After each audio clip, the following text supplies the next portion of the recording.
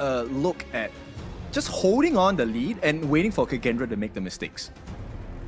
Yeah, I mean, we've got the pickup of the common skill here for the side of Chaz onto the Zhongfei. Normally we like to see the double smite come through here, but this time around it looks like it's going to go for the bit of a heal just to give the squishier heroes like the Princess Frost and the Laurel Princess a little bit more of a sustainability, maybe just a second lifeline when they feel like they're just about to get picked off by somebody.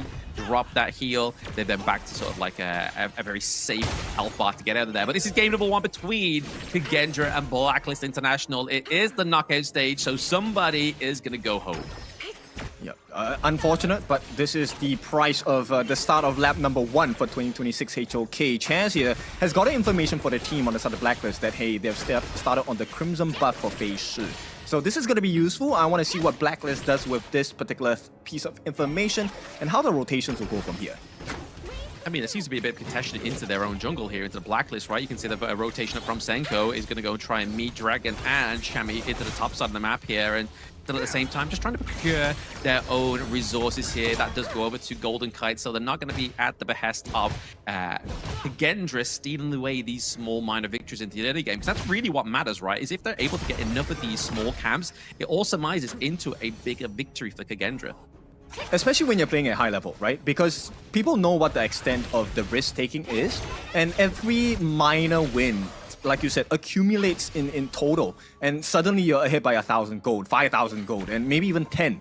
So right now, Blacklist, this 4-man rotation at the top, they want to wrestle a little bit more control here, and make sure to get the space for the teleportation portal to ramp up. Oh, nicely engaged there between the duel to the depth was also the knockup from the first ability of the Spark Mace here, but nobody falls, and there it is. Like we were saying about the common skill, giving that burst heal there from Chaz really kept Just Chi alive. He was pretty much knocking on death's doors. I mean, the boots were definitely looking a bit battered within that one, but I feel like that was a good, honest rotation with the 4-man up at the top side of the map. Once again, it's going to be the knockup there. The Kachusans come through. Winter is here, having to pause the flash. Means that Lu misses out on that first blood there. So a little bit of a mistake from Kagendra, I feel, or at least maybe an overstep. Just a small gap, right? But Kagendra definitely has the lead at this point. That first initiation at the top side, that was definitely in Kagendra's favor. It was a 4v3. They still got the better of the exchange. Right now, you can see the threat. Oi! Uh-oh. The threat is real. The first blood going through there for the side of Kagendra. Denko on this Fire Ninja, he's really setting up this huge plays. I mean, we saw it already into the mid lane. It wasn't quite as successful. I mean, it did force back a few members of Blacklist to the base, but no kill. But then repeat, down to the bot side, he was successful. I think the most impressive thing about that is it's not about a Senko play. It's just Kagendra. They're operating like a well-oiled machine, right? It's never, okay, Senko is going to throw this move and hopefully he gets the finish. Kagendra using... Oh, hang on. Oh, okay. So Blacklist do come back there a little bit there. I feel like a lot of resources are kind of already impended there just to get that kill onto Zan. I mean, is that a good trade? The fact that you used the Winters here as well as the Unbridled Outburst, 3-4 minutes just to get the kill onto the marksman.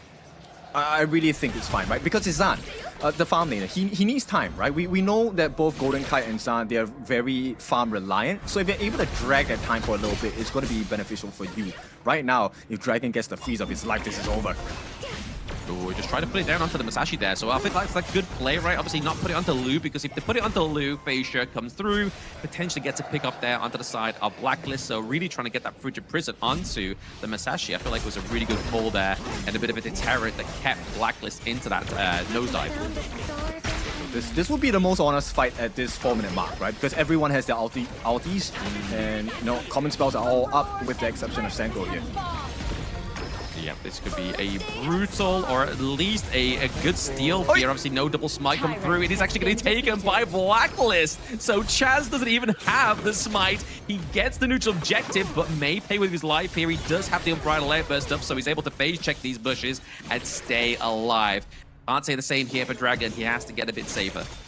Yep, nerve showing from the side of Phase 2 here. Unfortunately, the calculating, the math was not mathing at this point, so Blacklist gets that first 4-minute tyrant. Yeah, a little bit of a premature smite there for the side of Kagendra, but hey, lessons will be learned. The Winter is here. He's actually going to freeze Facia into place just a little bit sooner, but nobody there to actually find that fast rotation onto the side of Blacklist. And right now, I feel like they don't need to gun for the kills right now. I feel like their main eye on the prize should be looking at trying to neutralize that gold lead between the two teams. Yes, because for every win that Blacklist is getting across the map, they haven't translated into a big win. It's going to be a 2v2 pillow fight at this point. Yeah, a little bit tip of that top side of the map there. It's going to be the Truth Mantra into the wall there. Musashi looking pretty low. Feisha. Oh, okay. Flash used by Chami. Gets to pick up onto the kill here, but it's going to be Sule looking for a kill onto Chami there. But the Winters is going to keep him alive potentially. But no, that's not going to deter. Stenko, oh, the dash away keeps him alive. And now it's going to be Sule paying for his life. Big plays from the side of Blacklist here. This is great for the PKL side. Exactly pushing, dragging Kagendra out of space here. And this is a potential big damage onto the T1 at the top. They're going to stop their aggression because there's no more value in trying to overdive here. And Blacklist start working on that Overlord. This is looking like a Blacklist start here. They found a way to recover the gold, but Senko unable to get the steal, which means Blacklist recover. They tie that goal lead.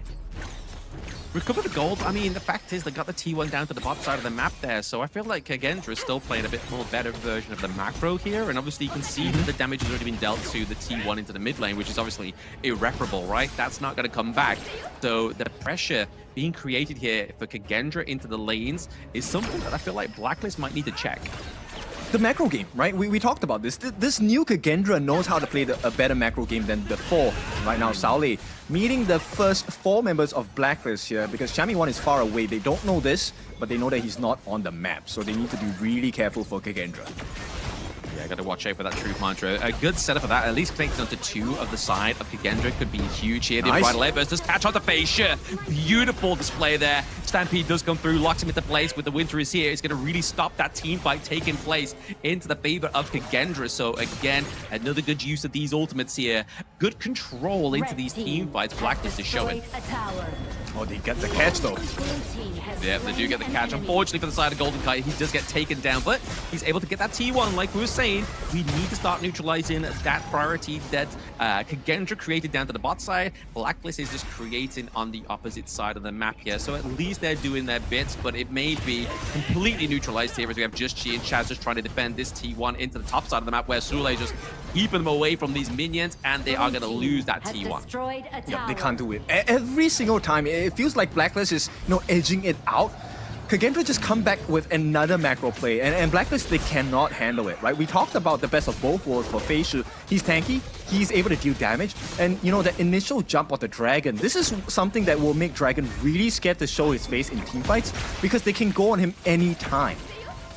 Yeah, that's the problem with the Princess Frostfire. Like, especially if you don't have like the big, strong front line. I mean, yes, you've got the Beast, Zhang Fei. I mean, yes, you have the Martial Monk, but it's not the kind of like the most sustainable front line that you could be thinking of having here, or at least kind of somewhere you can be situated in the back line and know you're not going to be the target. But like you're saying, that kid, for a fact they're looking at Dragon because already he's kind of controlling the narrative of these team fights. I think going onto Dragon is a great idea, but they also have to be really careful. Okay, nice attempted catch onto Zan here. Unfortunately, that attempt was nice. The idea was nice. Execution didn't really, match that. And Zan did have to burn the flash though. Oh, Splendor having to be used there, so Dragon doesn't get caught out and doesn't have to use his flash just yet. But now we are going to see Sole into the middle of that Winter is here. They're able to claim that Tyrant onto the side of Kagendra, but it's going to be Sule that gets taken out here. Lu looking pretty low as well. They have to use the pack leader's ultimate just to keep them away from Sule, keeping him alive, because if they lose the Byron, that's one extra beefy bit of initiation they don't have. Blacklist all formulated around about this T1 right now, trying to put the lockdown on the Feisha so they could just secure this T1 into the mid lane. Blacklist looking to do it, even though they don't have a singular minion. They get the love tap, they get the priority in mid. Lovely. I like the aggression coming out from Blacklist, right? You have to fight for every single advantage in this game, and you can't allow just backdoor protection to stop you from getting the advantages here. Blacklist really pushing up the ante and making sure that they extract maximum value, because if they did not take the T1 there, the trade for the Tyrant would not have been worth it at all. No, absolutely not. Absolutely. Losing a neutral objective, not getting the T1 into the mid lane. definitely would have caused disaster here for the side of Blacklist International. But I mean, you see the itemization here being built onto the Laurel Princess. Definitely go more for that AP damage, nice right? But once again, nice freeze into the brush. It forces Lou with the flash. They get the takedown. As we just talked about Golden Kite's itemization there, he gets the pick off, and they are looking to try and contest that Azure Golden. Weren't able to quite get it, but still able to get the lockdown onto their support. Means that they're going to kind of lose a bit of a backbone here for the side of Kagendra for now. Yeah, I like this, right? The magic build onto Golden Kite. Hang on, one more. Dragon is going to be forced to use the Splendor at this point. Saole looking for an opening for the team to buy space. But, you know, Blacklist, I like this aggression. This is exactly what they need to do. And they are distracting them from the fact that Joshi is taking the Shadow Tyrant. And this is going to be Blacklist having the advantage for the first time in this game. Yes, he does have the advantage here. I mean, Justine's had the gold advantage pretty much, I think, for a little while. We saw it on the last itemization there as well. So he's still pretty much doing what he needs to do. Just keep farming up. Just keep kind of like trying to get into a healthier situation when you are getting into, well, past this 10-minute mark right now, right? So now it's all down to the execution of Blacklist. Maybe trying to potentially get the first T2 onto the map for themselves here. Yep, that would be lovely, right? Right now, everyone's T2s are still standing. For the concern for Kagendra is this mid T1. They need to get rid of Dan. Meanwhile, for Blacklist, I think at this point, you really want to make sure that the bottom side of the map, the farm lane, you want to try and get down the T3s as much as possible, because that's the opposing lane compared to where the Shadow Overlord is at. And Blacklist can extract a lot of value if they get an opening at the bottom side of the base of Kagendra. Yeah, I feel like nothing goes monstrously wrong here for either Blacklist or the Champion one. Obviously, especially when we get sort of towards the later game, just the later part of the game. Exactly, that's what I mean. Like, it's going to take a bit of a Hail Mary. It means I feel like Sule would have to be buddied with him, or at least Senko as well. Just get some massive burst damage come from the side of Kagendra, just so they can get the takedown. But speaking of takedowns, takedown of the T2 top side of the map here means that Blacklist are definitely formulating a better macro game than they were in the early parts. Yeah. I think the responsibility of Golden Kite and Dragon has to fall onto Zan and Saole. Phase 2 needs to go for someone else, right? Even if he can't get the kill, delay that movement. And on the opposite side, Chammy 1, it's all about his catch, right? His catch, Dragon's catch, and you go. Ooh, speaking of catches, there's a lot of catching going on, but the burst came through from Phasia. The damage from Golden Kite. What, is he not building magic resistance? The takedown of Sole as well. That is a secure double kill over to the side of Blacklist International. They do lose their T1, but they've started to make a little bit of that T3 into the top side of the map. Lovely. Now you get to see this Blacklist lineup, the strength of it, right? If you don't delete Golden Kite or Dragon within a second and a half, Blacklist turns completely onto you. And you know, with Chammy 1's ultimate, a lot of CC, you have chances to follow up as well. That's a good 3 seconds of crowd control, and Kagendra have no answers for that. Yeah, no answers indeed, right? I mean, this damage coming through from the side of Blacklist. I feel like this double marksman draft here is definitely playing very well now that they got like the itemization online. They're able to take these turrets pretty easy. I mean, you saw the damage Golden Kite was just doing to that T2 into the mid lane there, and then obviously with the same sentiment for Just Chi. But now that that pressure for the Shadow Vanguards plays topside on the map here, you know where Blacklist is looking. Yeah, Blacklist. I mean, my eyes are on Chammy 1 right now. He has the flash, he has the truth mantra. If they group up carelessly on the side of Kagendra, this could cost them the game. T3 at the top already secured. That's great for the side of Blacklist, but it's not the end yet. There is still a comeback factor. Oh, yeah. We've seen teams come back from worse situations here in terms of the state of their base. But right now, obviously, it's going to be a little bit harder for Phasia to have a little bit of leeway in his own jungle now, right? Obviously, that top side of the map completely eradicated in terms of the turrets. So I feel like his jungle is going to be a bit of a free buffet here for Blacklist if they really need to tap into that. But speaking again, tapped into is Sole, taking a lot of that magic damage from Golden Kite. Down goes the T3 into the bot side of the map. I like this. I like this Blacklist. The way they have learned and grown in this game, very well done, right? They now play that map advantage. They have taken all the T3s at the top and the bottom. And Blacklist, they're very hard to burst down. Very hard to burst down here. And they aren't going to be able to be contested there at the Shadow Tyrant as well. So Now, we're obviously moments ago talking about the damage from Golden Kite, from Just Chi. That's now only just been amplified for another 78 seconds there, thanks to that Shadow Tyrant. If we're looking at itemization as well, I mean, it's pretty much full slotted here for Just Chi. He hasn't dropped a single life, and he's 2k gold ahead of Fei Shi. This is why they're packing a punch. Yeah, for sure. I like this a lot, right? This is what you need as a pay. As a Tigress, you need to have the gold advantage. This is what gives you that power spike and that burst attempt that they desperately need against Kagendra.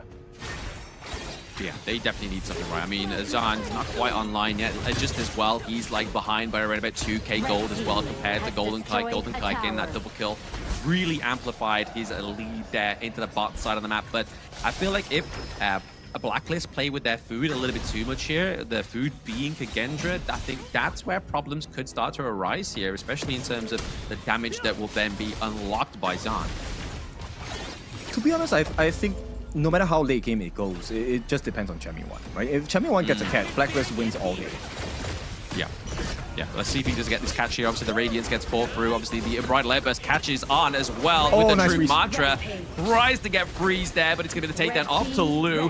That's your front line gone. Sule goes down as well. They're looking for the push onto the Crystal, but Zahn's putting the work into the top side of the map here as well. Chaz taking a lot of damage. It's going to be the Delta to Death that gets Musashi Death on row there. And now they have no minions, but Blacklist International, they've opened up the side of Kagendra, and down goes Senko.